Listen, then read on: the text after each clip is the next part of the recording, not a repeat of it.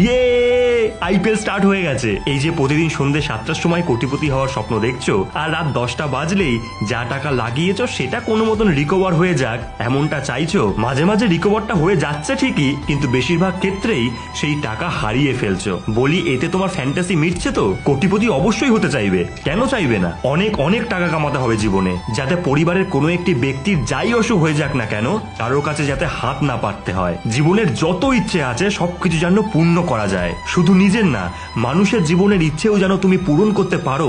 এত টাকা কামাতে হবে জীবনে। কিন্তু এই dream eleven, MPL, My Eleven circle, এই সবে টাকা লাগিয়ে কোনোদিনও তুমি কোটিপতি হতে পারবে না বস। এখন তো সবাই বিক্রি হয়ে গেছে।